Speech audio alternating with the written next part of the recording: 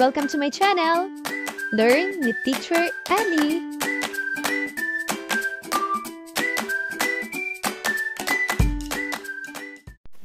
Grade 2, Revised K-12 Curriculum, Quarter 3, Makabansa, Week 6, Day 1. Mga layunin.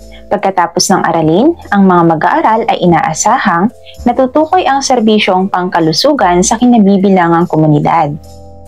Para sa inyong panimulang gawain, ano-ano ang ginagawa ninyo kapag kayo ay may sakit? Pagmasdan ang larawan sa ibaba at sagutin ang mga sumusunod na tanong. Mga bata, saan ito makikita? Ano ang ginagawa sa lugar na ito?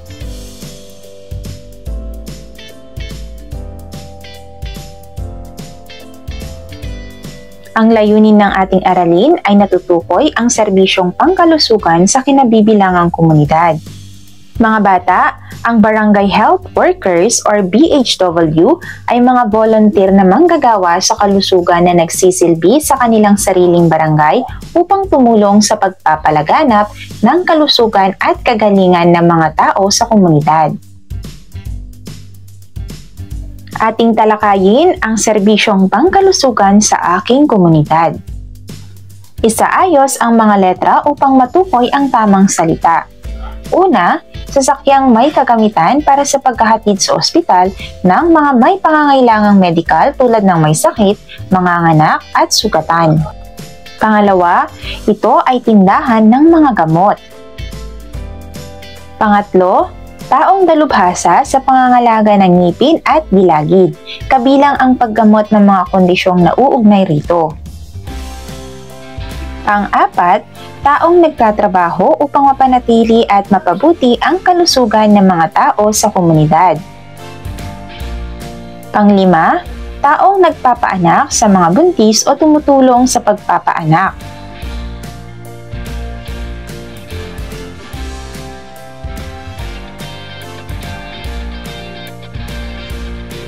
Ngayon, pagmasdan ang mga larawan sa ibaba at sagutin ang mga tanong.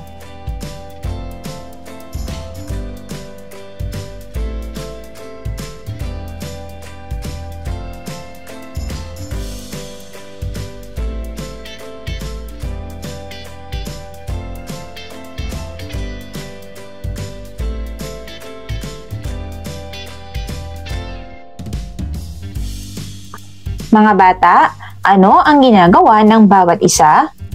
Kanino tayo lumalapit kung may lagnat, sakit ng ngipin o sugat?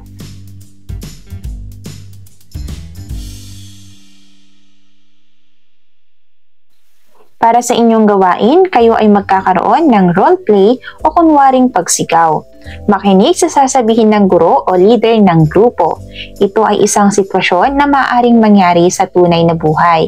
Isigaw ang tamang sagot bilang tugon sa tanong. Magbasa ng isang pangungusap na nagsasabi ng problema o sitwasyon. Ang mga mag-aaral ay magtataas ng kamay kapag alam nila ang sagot. Tumawag ng mag-aaral at sasagot ito ng malakas na parang humihingi ng tulong.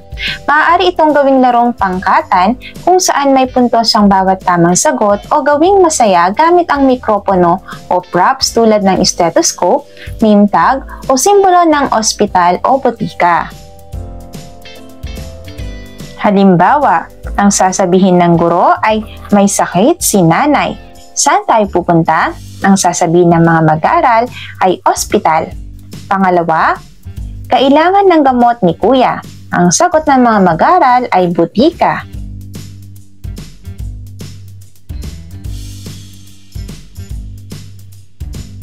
Mga bata, ano-anong mga serbisyong pangkalusugan na makikita sa kinabibilangang komunidad? Ilarawan ang mga ito.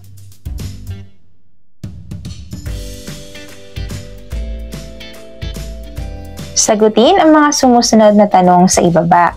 Una, ano ang tawag sa lugar kung saan tayo nagpapagamot? Pangalawa, sino ang tinatawag kapag may sakit? Pangatlo, saan makakabili ng gamot? Pang-apat, sino ang tumutulong sa buntis sa panganganak? At panglima, bakit mahalaga ang mga serbisyong pangkalusugan?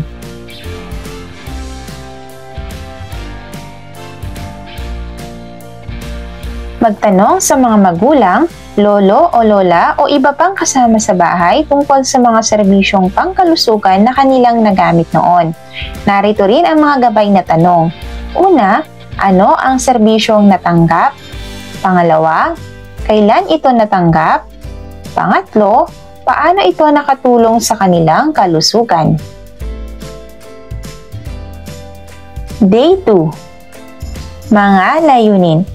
Pagkatapos ng aralin, ang mga mag-aaral ay inaasahang, una, na ilalarawan ang mga tungkulin at kampanin ng serbisyong pang-edukasyon sa kinabibilangang komunidad.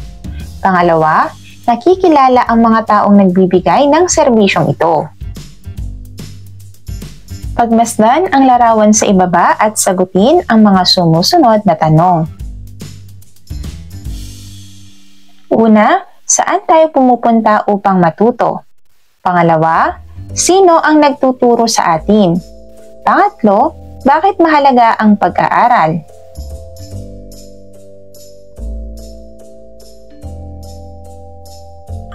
Ang layunin ng ating aralin ay nailalarawan ang mga tungkulin at kampanin ng serbisyong pang-edukasyon sa kinabibilangang komunidad at nakikilala ang mga taong nagbibigay ng serbisyong ito. Tandaan mga bata na ang daycare worker or daycare teacher, siya ang nag-aalaga at nagtuturo sa mga bata sa daycare center. Ating talakayin ang serbisyong pang-edukasyon sa aking komunidad. Para sa guro, paghanda ng mga larawan o simbolo katulad ng guro, paaralan, aklatan, daycare, punong guro. Ikalat ito sa silid-aralan o school hallway. Bigyan ang mga mag-aaral ng checklist at ipahanap ang bawat isa. At sa bawat mahanap ay sasabihin nila kung ano ito at kung ano ang tungkulin nito.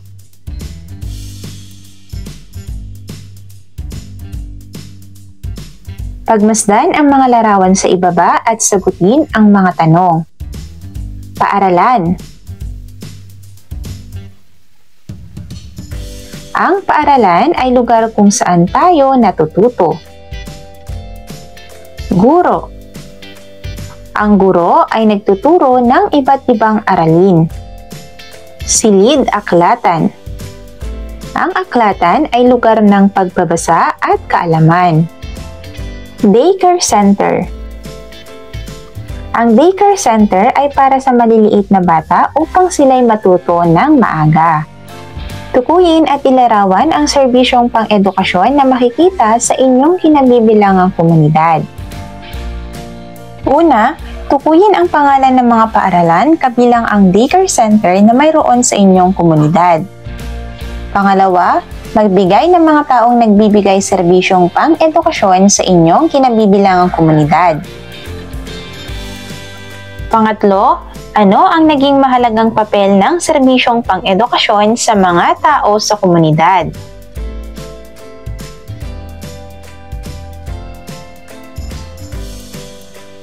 Iguhit ang isang lugar o tao na nagbibigay ng serbisyong pang-edukasyon sa kinabibilangang komunidad.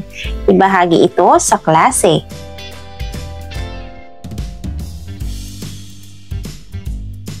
Ngayon naman ay guhitan ng linya ang magkakapareha.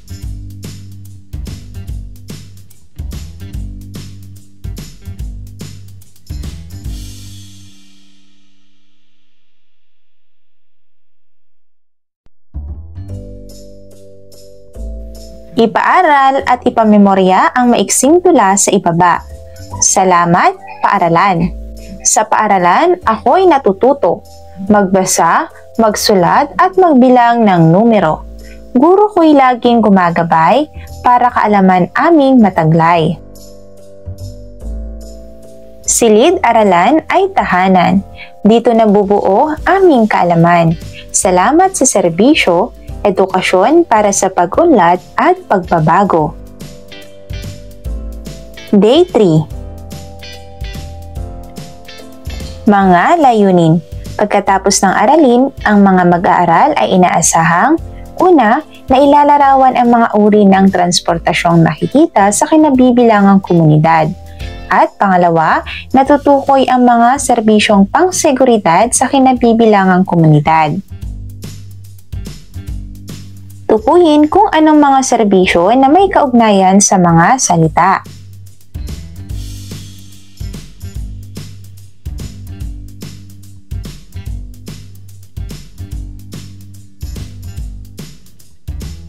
Tukuyin kung anong klase ng serbisyo ang binibigay ng mga sumusunod na larawan.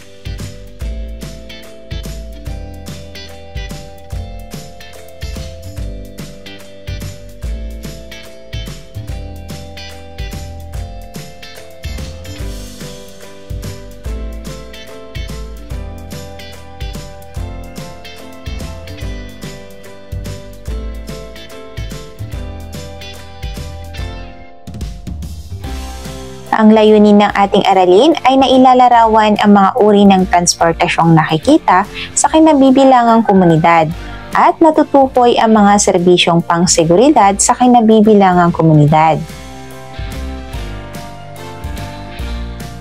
Tandaan mga bata na ang serbisyong pangtransportasyon ay tumutukoy sa mga serbisyo na naglalayong magbigay ng mga paraan ng pagbiyahe o paglipat mula sa isang lugar patungo sa iba. Ang serbisyong pangseguridad naman ay tumutukoy sa mga serbisyo na naglalayong mapanatili ang kapayapaan, kaayusan at kaligtasan ng mga tao sa komunidad. Ating talakayin ang serbisyong pangtransportasyon at pangseguridad sa aking komunidad.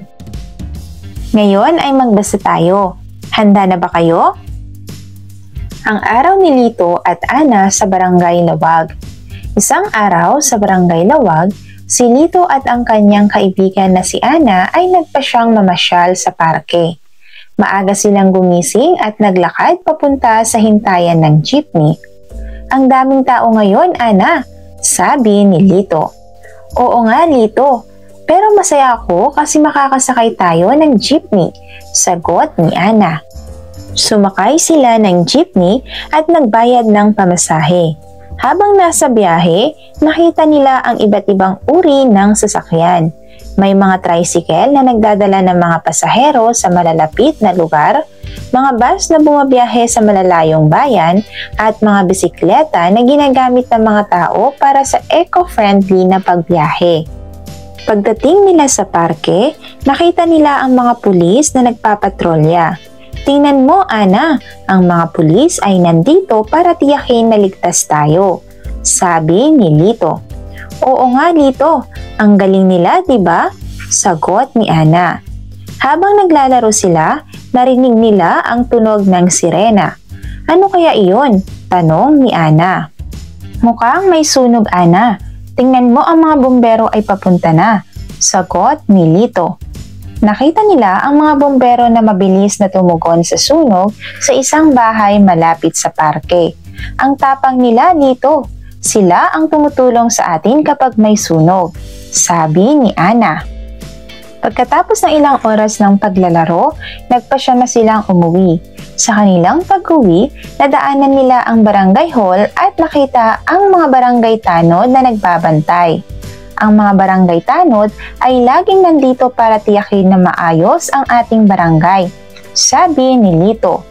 Oo, Lito, ang daming serbisyong pangseguridad at pangtransportasyon sa ating komunidad. Kaya naman ligtas at maayos ang ating buhay dito, sagot ni Ana. Masaya at ligtas silang umuwi sa kanilang mga bahay at panatag silang lalabas sa mga susunod na araw dahil sa kanilang nakitang serbisyo ng seguridad at transportasyon sa kanilang komunidad. Ngayon mga bata, sino ang mga pangunahing tauhan sa kwento? Ano ang mga uri ng transportasyon na nakita ni Lito at Ana sa kanilang biyahe? Ano-ano pa ang mga serbisyong pangseguridad na nakita ni Lito at Ana sa kanilang paglalakbay? Nakakita na ba kayo ng mga pulis, bumbero o barangay tanod sa inyong lugar? Ano ang kanilang ginagawa?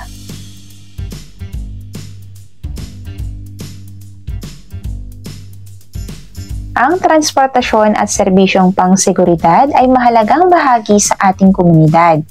Narito ang mga uri ng transportasyon. Una, sa pampublikong transportasyon, nariyan ang jeepney. Ito ay karaniwang makikita sa mga lungsod at bayan. Ito ay isang pangunahing uri ng transportasyon sa Pilipinas. Nariyan rin ang bus. Ito naman ay ginagamit para sa mas malalayong biyahe mula sa mga probinsya patungo sa mga lungsod. Tricycle. Ito naman ay isang uri ng transportasyon na ginagamit para sa mas malapit at may ikling biyahe sa loob ng barangay o bayan. Taxi. Isang pribadong uri ng pampublikong transportasyon na maaaring tawagin sa kalsada o i-book online. At iba pa katulad ng eroplano, barko, ferry, bangka, tren, padyak. Para naman sa mga serbisyong pangseguridad, kabilang dito ay ang pulis. Sila ang nagpapatupad ng batas at nagpapanatili sa kapayapaan at kaayusan sa komunidad. Bumbero. Sila ang tumutugon sa mga sunog at iba pang emergency sa komunidad. Sila din ang nagbibigay edukasyon tungkol sa kaligtasan sa sunog. Barangay Tanod. Sila naman ang mga voluntaryong nagbabantay sa seguridad ng barangay. Sila ang tumutulong sa pagpapanatili ng kaayusan sa mga maliliit na insidente sa komunidad. Para sa inyong gawain na kwento ko, gampanin nila, ipakwento sa mga mag-aaral ang isang karanasan nila kung saan natulungan sila ng isang tagapaghatid ng seguridad o transportasyon. Tumawag ng piling mag-aaral upang magbahagi.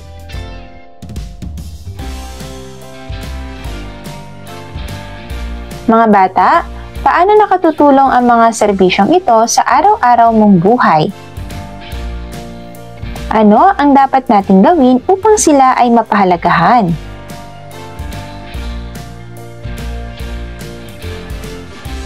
Isulat sa patlang pang-seguridad o pang-transportasyon.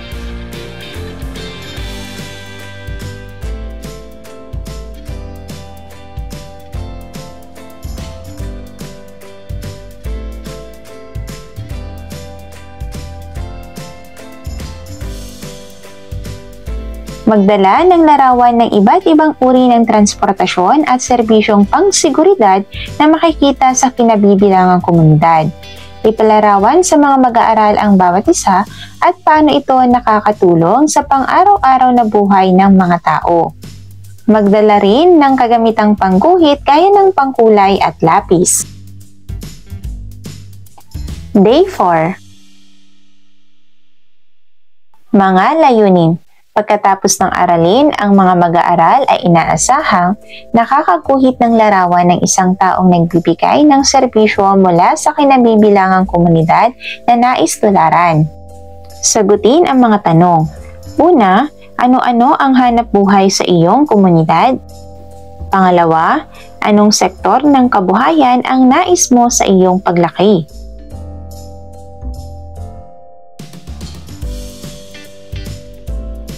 Ang layunin ng ating aralin ay nakaguguhit ng larawan ng isang taong nagbibigay ng serbisyo mula sa kinabibilangang komunidad na nais tularan. Tandaan mga bata na ang poster ay isang uri ng visual na material na ginagamit upang magbigay ng impormasyon tungkol sa isang bagay. Ating talakayin ang paglikha ng larawan na nais tularan. Para sa guro, bigyan ang mga mag-aaral ng papel at mga materyales sa pagguhit ng likhang sining. Ipagguhit ang isang larawan na kumakatawan sa kanilang paboritong trabaho sa komunidad. Pagkatapos ay ipresenta ang likha ng mga bata sa harap ng klase at ipaliwanag ang tungkulin ng trabahong iyon.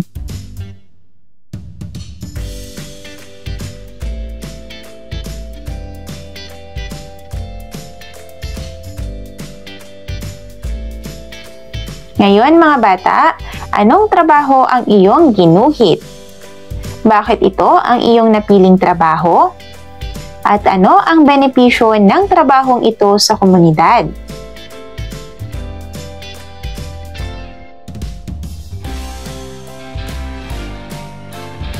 Matapos ang presentasyon, isusulat ng mga mag-aaral ang kanilang natutunan at mga ideya kung paano makatutulong sa iba't ibang trabaho at serbisyo sa kanilang komunidad. Day 5. Mga layunin. Pagkatapos ng aralin, ang mga mag-aaral ay inaasahang nasasagot ang mga tanong sa pagsusulit na may pag-unawa, na ipapakita ang katapatan sa pagsagot ng mga tanong sa pagsusulit, at na ibibigay ang tamang sagot sa bawat tanong sa pagsusulit. Ikatlong markahan, ikatlong lagumang pagsusulit sa Makabansa, Grade 2. Mahusay mga bata! End of Week 6. Thank you for watching! Also, don't forget to like, share, subscribe, and click the notification bell for you to be updated on our latest videos. See you on our next lesson. Goodbye!